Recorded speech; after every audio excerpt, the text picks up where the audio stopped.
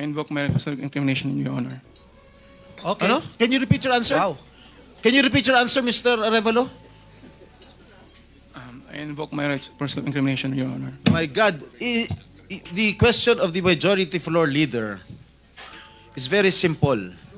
Dahil may mga usapin po na kakasuhan yung mga kontraktor ng DPWH po at parte ng ulat ng Senado na magrekomenda ng paghahain ng kaso laban sa resource person, ang payo ng aking mga abogado ay huwag magsalita sa panahon na ito dahil anumang pahayag ko sa pagsisiyasat. Sino utos sa'yo na huwag magsalita? May binabasa ka ba? After 1 year po, pwede na po ulit silang makipag-transact or makipag-bid po. They can produce again, they can apply again, and ang pickup, bibigyan ulit sila ng lisensya. Opo. Opo, Your Honor. At umoo po kayo, Dr. Dakay, so ganun talaga. Kahit alam niyong blacklisted or... Because, Your Honor, if I may, the blacklisting is actually a function of the PPPB because they are the ones who are enforcing Republic Act 9184, which is the procurement law. So it is within their ambit to do the blacklisting because it is Okay a na, procurement. Mr. Chairman, nakakainit lang ng ulo. Salamat po, pero parang wala akong patutunguhan to pagka itong ating pamahalaan, ating gobyerno, wala.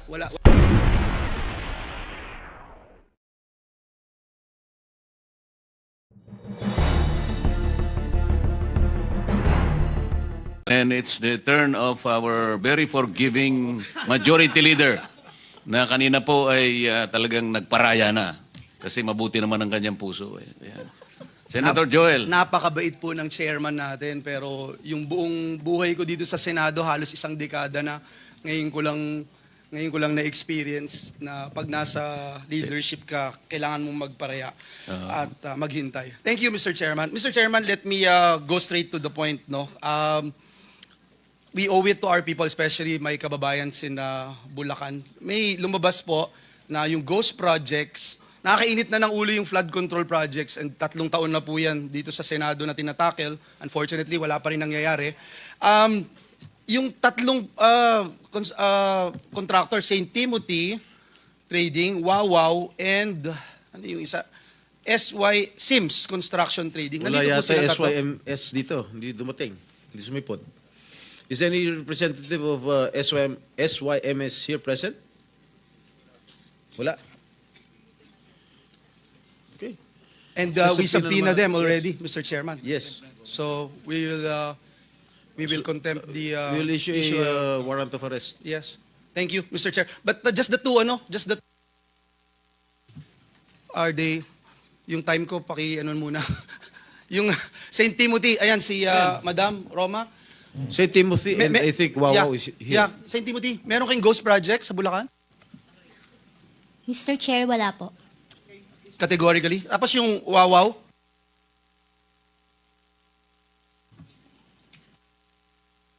Good morning po. yeah, can you answer yes or no? Ghost project? Can you turn on the microphone, please?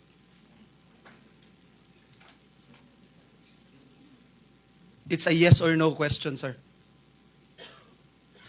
Wow, you're You don't even know? You don't- You're looking for your lawyers? Wow. I invoke my right for self-incrimination, Your Honor. Okay. Ano? Can you repeat your answer? Wow. Can you repeat your answer, Mr. Arevalo? I invoke my right for self-incrimination, Your Honor. My God, the question of the majority floor leader is very simple. It's very simple. Do you have any ghost project in any of the areas here in the Philippines? Answer.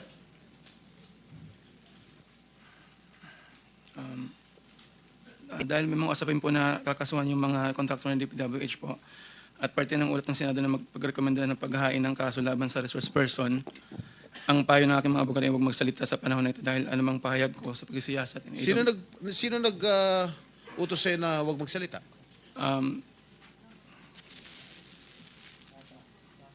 Sino? May binabasa ka ba? Ginawa ko po, Your Honor. Ano binabasa mo? Pasensya po kasi kinakabahan po kasi po. It is only answerable by yes or no, Mr. Arevalo. Is there any ghost projects of Wawaw Builders? This is what I discovered. And And the former secretary confirmed during the first hearing that there indeed are ghost projects. Bine-verify pa po namin, Your Honor, ang ano kung meron po. Ano ka ba sa Wawaw? Are you the owner? Yes po, Your And you Honor. should know. Majority Leader, it's your time, ha? Yes, Mr. Chairman. I'm just disappointed, Mr. Chairman, kasi pambihira ka. Sasagot ka ng ganyan. Ghost project.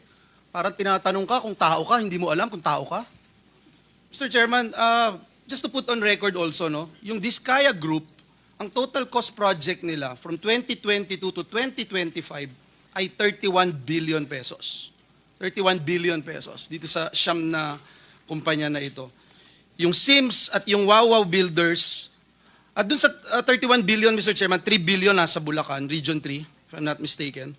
2.8 billion sa Bulacan. Yung Sims, tsaka yung Wawaw, meron pong 4 billion at 1.2 billion sa Bulacan. May I know from COA kung na-audit niyo po itong tatlo na itong binanggit ko na ito, na kumpanya?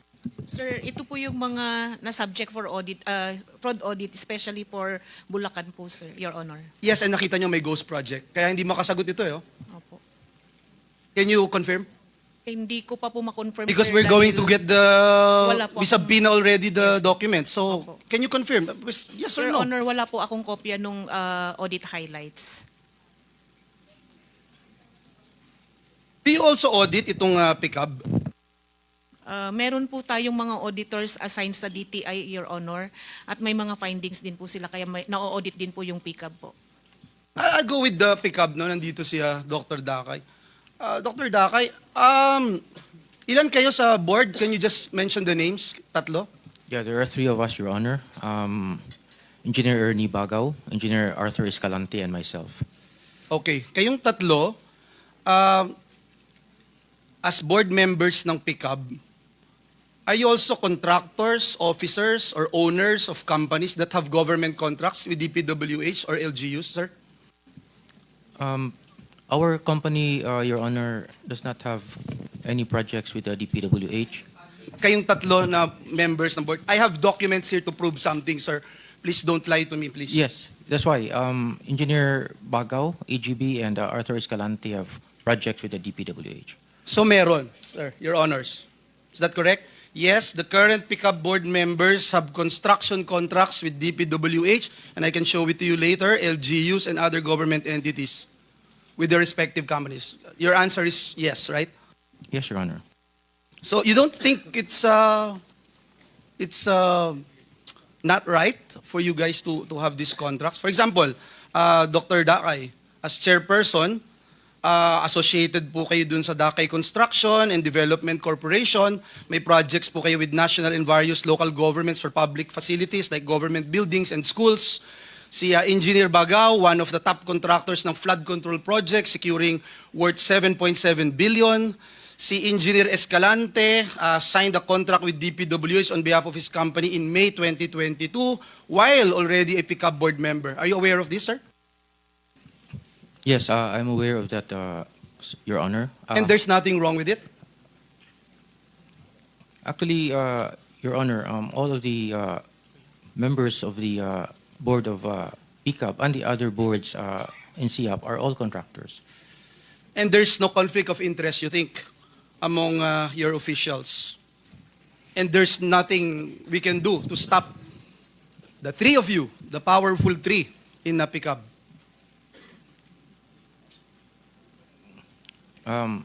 Your Honor, if I may speak for myself, we do not have any government projects, Your Honor. We used to have, but not anymore. And I will no longer belabor the issue. I think it's very clear, Mr. Chairman, what I'm trying to raise here. Yung sa DPWH, paano natin napiprevent yung pag-rent out o yung purchase ng PICAB licenses? Your Honor, that is a very good question. And I'm not asking you, I'm asking DPWH. Hindi, personal opinion ko, Your Honor, Mr. Chair, hindi po dapat o hindi tama siguro ang pagpapairam ng lisensya. You are not being asked to give your personal opinion, I ma'am. This is apologize. a recorded proceedings. I apologize, Your Honor. We're talking about facts here. Thank I you. apologize, Your Honor. But I am not very knowledgeable on the procurement part. I have not been a member of any BAC. Pero again, sa pagkakaalam ko po, hindi po tama na pinagpa-rent or pinapahiram. Kasi po yung, But you are aware that this is happening. hindi ko po, well, hindi, Come on, Yusek Cabral. hindi po, Mr. Chair, Your Honor, because I am not involved in the operation. Kayo bang na-deputize na sumagot in behalf of the department para Ako po kasi makasiguro yung, lang tayo? Opo, ako po kasi yung pinakamataasang posisyon na nandito ngayon. Kasama ko po yung mga regional director. Kasi you keep on looking at your back for every question. I So you're apologize. referring to most of them, baka you are very discomfortable with doing this. So baka meron po kayong gustong Opo. pumalit sa inyo. Sa ngayon, Pwede po bang matawag ko ang isang regional director kasi sila po yung regional director lang yun. Lalo mo lang alam yun. Mr. Chair, with the indulgence of the majority leader, interjection lang. Okay. Paalala lang po na kasasabi po kasi ni Yusek Cabral, di nila alam na mayroong pagpapahiram or pagre-rent out ng lisensya. Pero kanina po sinabi ni dating Secretary Bonoan, alam nila at alam ng department. For the record, salamat Mr. Chair at Majority Leader. Anyway, that will be shown later on by the documents that we will be subjected to questioning, as well as people who are involved in this. Okay? Thank you, Mr. Chair. I only have 1 minute to go. May I just put on record, because this is in aid of legislation, yung subcontracting loophole, yung joint venture loophole, gusto nating i-address ito. So kung hindi kayo makapagtutulungan sa amin, DPWH, mahahalata kayo na part kayo ng mafia dito talaga. So yan ang gusto nating makita, because itong mga contractor, if I have enough time, I will ask these contractors. For example, Ma'am Diskaya, nagpapahiram ba kayo ng lisensya? Sorry po, hindi po. So lahat ng nakalagay po sa inyo dun sa 30 billion in the past 3 years ay kayo ho talaga lahat ang gumawa. Yes po. For example, kayo, Ma'am St. Timothy, sinabi nyo kanina may 145 flood control kayo, di ba? Ilan ang tauhan nyo? I have 38 admin employees po. 38. Pero ilang billion yung hawak po ninyo. So alam na Admin lang po. Kaya nga, so alam na nagpapahiram kayo. Anyway, Mr. Chairman, last but not the least, let me just point out, no. Last month, the Office of Ombudsman ordered the filing of criminal charges in connection po dun sa 2.4 billion purchase na laptops for public school teachers during the pandemic. And among the respondents, Mr. Chairman, yung Froilan Demongo from joint venture that included yung SunWest Construction and Development Corporation. Once again, we ask, Mr. Chairman, why insist on awarding contracts to firms like SunWest, which are involved in corruption cases, when there are more qualified and reliable contractors available? Yung COA Annual Report 2021, finlag na. Imagine, construction firm supplying laptops. So bakit nakakakuha pa rin ito? So clearly, wala talagang mekanismo para i-check. Zero. Kitang-kita ko lahat kayo nagnanad. Parang wala na ba tayong magagawa dito? Klaro na, maliwanag pa sa sikat ng araw itong mga kumpanya na binanggit natin, contractors na binanggit natin. And yet, kumokopo pa rin sila ng limpak-limpak na billion peso project from the government. Can anyone answer this question? Why is it happening?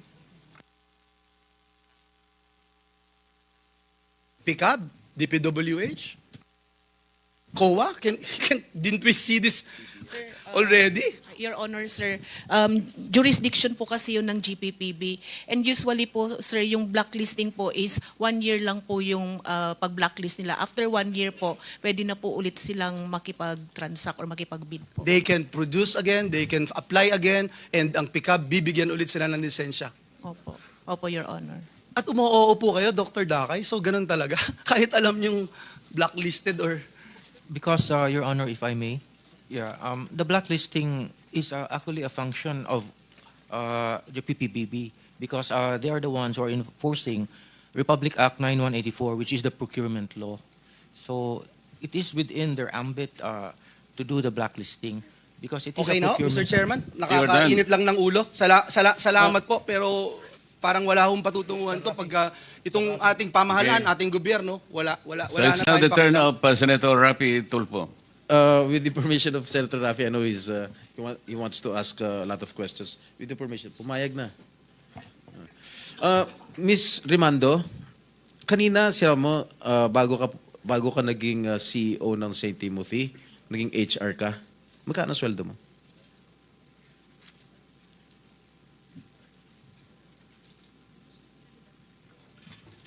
Mr. Chair, yung sweldo ko po noon, nasa 30 to 40 po. 1,000 a month. Right. Dito sa nakalap kong ito SEC. Ang amount paid sa record dito, 887 million. Paano ka nakakuha ng ganong kalaking pera? Paid up capital. Tama, paid up capital. Paid up capital. Saan ka kumuha ng ganitong kalaking pera? Mr. Chair, yung 2025 na lang po yan. Bali, nung Oo nga, nag-umpisa saka po nga kami, kumuha. Ang tanong ko sa'yo, saan ka kumuha ng pera? Mr. Chair, meron naman pong income si St. Timothy po. Hindi, pera mo to eh. I mean, iba pa yung pera ng subscription ni Mary Faith Glynn, Jerry Panty. Ikaw ang pinakamalaki, 887 million. Mr. Sino Chair, nagbigay? Hindi, huwag na tayo magpaligoy-ligoy pa. Sino nagbigay ng pera sa'yo?